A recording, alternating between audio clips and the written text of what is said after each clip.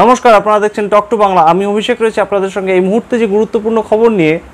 ভোটের পরেও কিন্তু বেশ খানিকটা সরব ছিলেন দিলীপ ঘোষ বিভিন্ন বিষয় নিয়ে, কিন্তু হঠাৎ করে কি হলো তিনি চুপ করে গেলেন, সেই নিয়ে বিস্তারিত আলোচনা করব। কিন্তু তার আগে অবশ্যই টক টু বাংলার ইউটিউব চ্যানেলটাকে কিন্তু সাবস্ক্রাইব করুন এবং প্রত্যেকটি ভিডিও লাইক কমেন্ট শেয়ার করে ভরিয়ে দিন টক টু বাংলা। এবার আসছি সেই খবরে।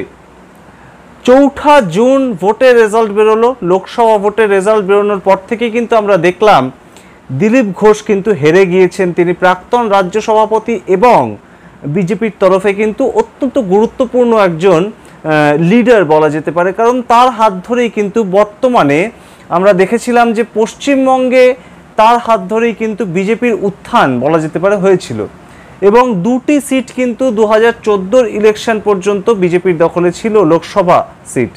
সেখান থেকে কিন্তু 2019 সালে 18টি সিটে বিজেপি কিন্তু উঠল।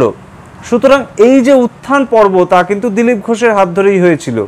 পরবর্তীতে আমরা কিন্তু দেখলাম 2021 সালে বিজেপি যখন হেরে গেল বিধানসভা ভোটে, তার ঠিক পরেই কিন্তু দিলীপ ঘোষকে তার দায়িত্ব ছাড়তে হলো এবং নতুন দায়িত্ব কিন্তু পেলেন ডক্টর সুকান্ত মজুমদার। এই সবই আমাদের জানা, কিন্তু এইবারের যে ভোটে হেরে যাওয়ার পর থেকে কিন্তু বিভিন্ন সময় আমরা দেখেছি দিলীপ ঘোষ কিন্তু অত্যন্ত সরব এবং তার ক্ষোভ কিন্তু উগরে দিচ্ছেন তিনি, কখনো সংবাদ মাধ্যমের সামনে, কখনো সাংবাদিক বৈঠক করে এবং কখনো বা তার ফেসবুক বা তার এক্স হ্যান্ডেলে কিন্তু তিনি পোস্ট করছেন। কখনো অটল বিহারী বাজপেয়ীর যে কোটেশন, খুব ইঙ্গিতপূর্ণ সেই কোটেশন তিনি পোস্ট করছেন, কখনো বা লিখছেন ওল্ড ইজ গোল্ড ইত্যাদি। বিভিন্নভাবে কিন্তু তিনি বোঝাতে চাইছিলেন তার যে হেরে যাওয়া তা কিন্তু শুধুমাত্র তার ব্যর্থতার কারণে নয়, তা কিন্তু পার্টির সিদ্ধান্ত কোথাও গিয়ে তার জন্য দায়ী। কিন্তু এখানেও দিলীপ ঘোষ কিন্তু গেলেন নরেন্দ্র মোদী যখন শপথ নিলেন এবারে প্রধানমন্ত্রী হিসেবে তৃতীয়বার, তখন কিন্তু সেই অনুষ্ঠানে যোগ দেওয়ার জন্য এবং দিল্লিতে তার এমপি কোয়ার্টার থেকে তার যে জিনিসপত্রগুলো সেগুলো নিয়ে আসতে। তারপর থেকেই কিন্তু দিলীপ ঘোষ ফিরে এসে কলকাতায় একদম নিশ্চুপ। মর্নিং ওয়াকে যাওয়ার পরে কিন্তু প্রতিদিনই তিনি সাংবাদিকদের মুখোমুখি হন, কিন্তু এই দিলীপ ঘোষ যেন সম্পূর্ণ অচেনা। গত 3-4 দিন ধরে আমরা কিন্তু দেখছি দিলীপ ঘোষ মর্নিং ওয়াকে যাচ্ছেন, কিন্তু সাংবাদিকদের মুখোমুখি হচ্ছেন না, কিছুই বলছেন না। কেন এই নিশ্চুপ? আমরা সূত্র মারফত যা জানতে পারছি, আগামী 15ই জুন সল্টলেকের যে বিজেপির পার্টি অফিস, সেখানে কিন্তু মিটিং ডাকা হয়েছে। দিলীপ ঘোষ সেই মিটিংয়ে ডাক পেয়েছেন, রাজ্যের বিরোধী দলনেতা শুভেন্দু অধিকারী সেই মিটিংয়ে যাচ্ছেন। এছাড়াও কিন্তু প্রাক্তন যে রাজ্য সভাপতি ডক্টর সুকান্ত মজুমদার তিনি থাকছেন এবং অত্যন্ত তাৎপর্যপূর্ণভাবে কিন্তু সদ্য তৃণমূল ছেড়ে বিজেপিতে জয়েন করা এবং উত্তর কলকাতা সিটে প্রতিদ্বন্দ্বিতা করা তাপস রায় সেই মিটিংয়ে উপস্থিত থাকছেন।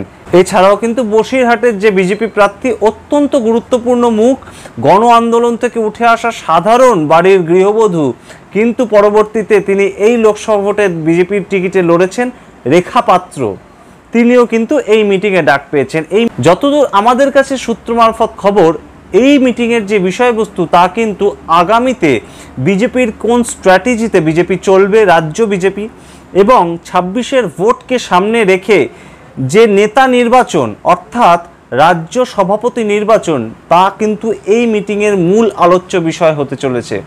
হতে পারে দিলীপ ঘোষ আবার তাকে কিন্তু তার পুরনো চেয়ার ফিরিয়ে দেওয়া হবে, এমন কিন্তু একটা ইঙ্গিত পাওয়া যাচ্ছে। তাই হয়তো দিলীপ ঘোষ এখন বেশ কিছুদিন চুপচাপ তার জল মাপছেন পার্টির অভ্যন্তরে, কারণ দিলীপ ঘোষকে কিন্তু আমরা দেখছি প্রতিদিনই বেশ খোশ মেজাজে তিনি রয়েছেন।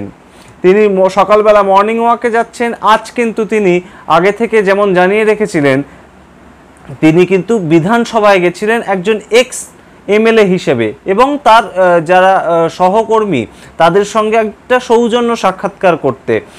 সেখানে কিন্তু আমরা দেখলাম আজ দিলীপ ঘোষ বিধানসভার অন্দরে অত্যন্ত ফুরফুরে একটা মেজাজ নিয়ে ঢুকলেন এবং নেহাতি সৌজন্য সাক্ষাৎকারের উদ্দেশ্যে কিন্তু তিনি গিয়েছিলেন এবং তারপর তিনি কিন্তু চলে যান সেন্ট্রাল এভিনিউ সংলগ্ন যে বিজেপির মূল কার্যালয় সেখানে, এবং কর্মীদের সঙ্গে কিন্তু সেখানে গিয়ে বেশ কিছুটা সময় কাটান দিলীপ ঘোষ।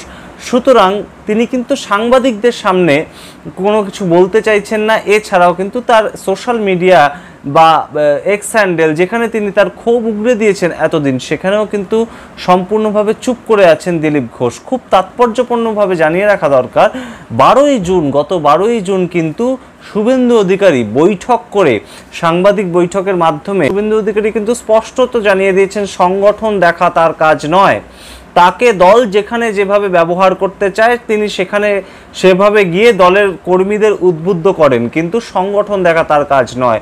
সুতরাং সংগঠন দেখা যাদের কাজ, অর্থাৎ রাজ্য সভাপতি, বিজেপির রাজ্য সভাপতি, সেই পদে ঠিক কে থাকতে চলেছেন? কারণ ডক্টর সুকান্ত মজুমদার কিন্তু কেন্দ্রীয় মন্ত্রী হিসেবে, কেন্দ্রীয় প্রতিমন্ত্রী হিসেবে তিনি কিন্তু আর রাজ্য সভাপতি পোস্টে থাকতে পারবেন না বিজেপির নীতি অনুযায়ী।